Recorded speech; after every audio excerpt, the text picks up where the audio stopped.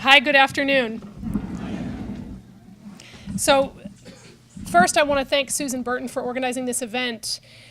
This is the first film festival that I know of that's completely dedicated to criminal justice. And I'm really glad that it's the first annual film festival dedicated to this. So it's a really important event today, and it's a really important conversation that I'm delighted to be a part of. Listening to the stories that the films that we're seeing in this festival tell, it's a very humbling reminder of the scope and scale of the challenges that we're facing when it comes to the devastating impact of our criminal justice system. It's also invigorating to be here. It's invigorating because many of the champions that are leading the way out of these problems are with us today. So there's a lot of possibility about where we can go from here. The Tough on Crime movement, everybody knows what that's been about. Well, for the first time, that movement doesn't have the wind at its back. Thank God. I agree. So there's never been more possibility to transform our justice system than there is today. In California, we can see that really clearly. Most of you know a lot about this state, right? The possibilities are really big now, but they've actually been pretty challenging for a long time. We know the statistics. California has been the leader in incarceration for a really long time. Since 1980, the number of people incarcerated has grown 5 times. The amount we spend on criminal justice has grown by 1,500%. If you're Latino in California, you're twice as likely than whites to be incarcerated. If you're African-American, you're 9 times more likely to be incarcerated than whites. California lawmakers for year after year passed more and more felony crimes, more and more felony enhancements, building up prisons and severe overcrowding. Get Jerry Brown on the page. But for the first time, we're starting to see some cracks. There's reason for hope in our state. Just this past year, Californians voted by a 2-to-1 margin to reform California's notorious 3 strikes law. Yep. Which is a big success. Thanks to All of Us or None, New Way of Life, the National Employment Law Project, we also got Jerry Brown to sign into law the Ban the Box legislation.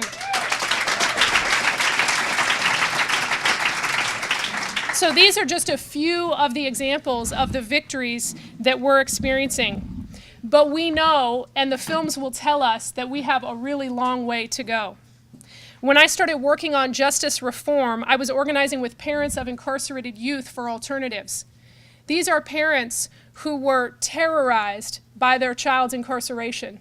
They lived with a deep and constant daily fear for their child's safety. Will my child get in a fight?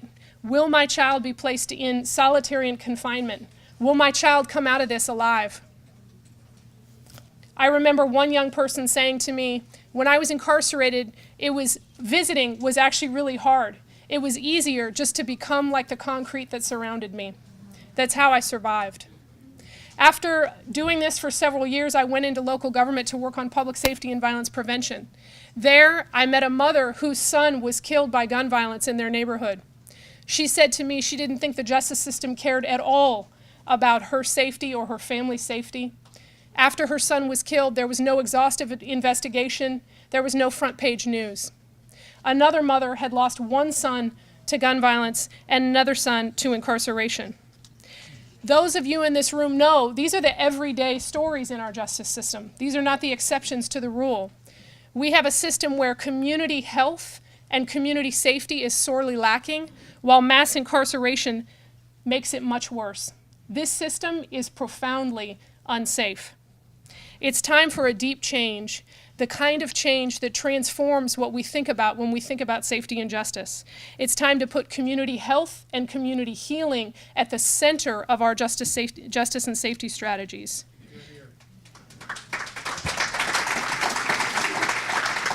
Winning that change, which is what I know we all in this room can do together, is going to require that we abandon some of the myths that have been driving our justice system for decades.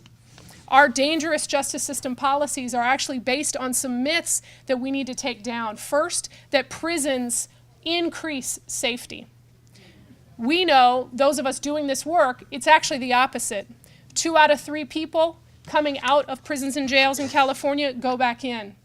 Worse still, 3 out of 4 young people whose parents are incarcerated suffer from traumatic stress as a result of their parents' incarceration. And most importantly, we know that mass incarceration policies have destabilized communities of color and severely worsened racial inequities across this country.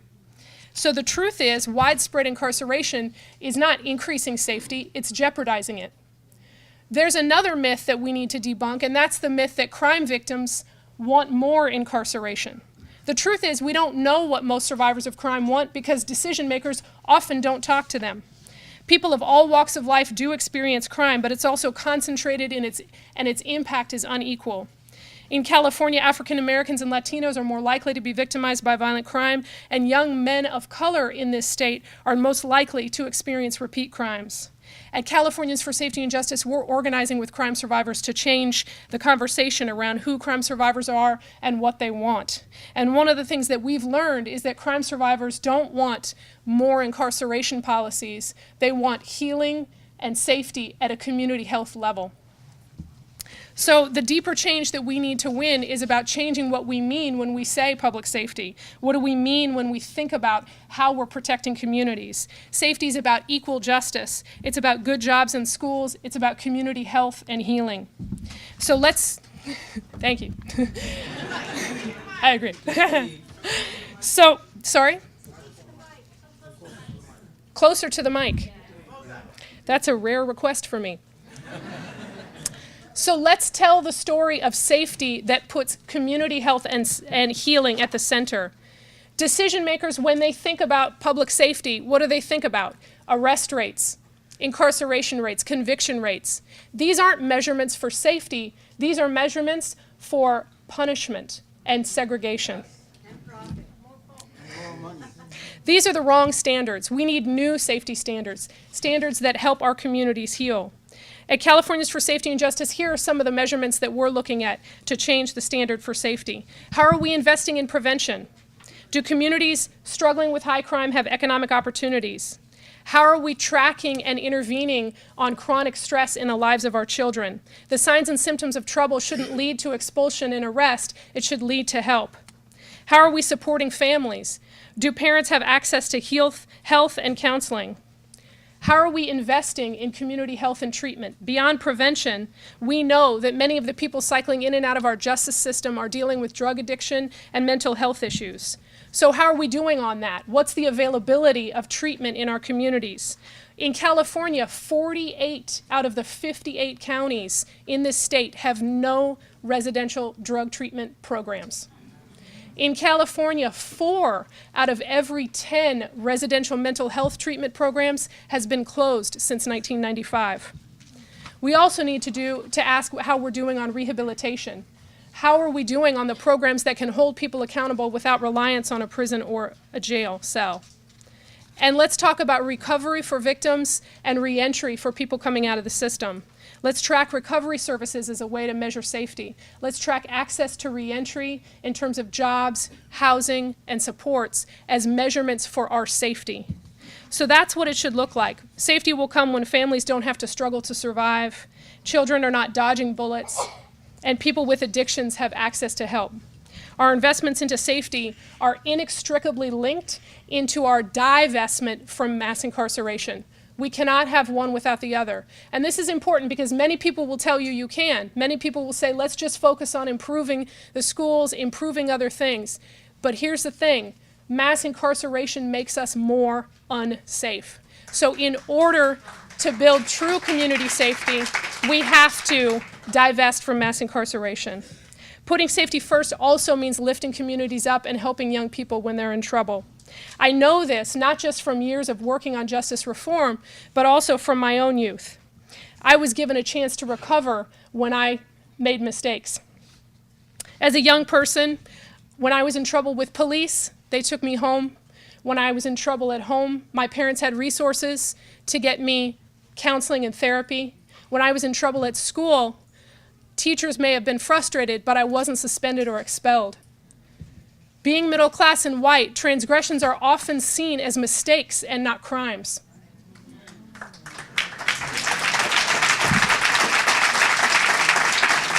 So I know from my own life that we know how to put safety first, and that safety starts with help and healing. It doesn't start with punishment. So now the question is, how do we do that through equal justice as opposed to race and class privilege?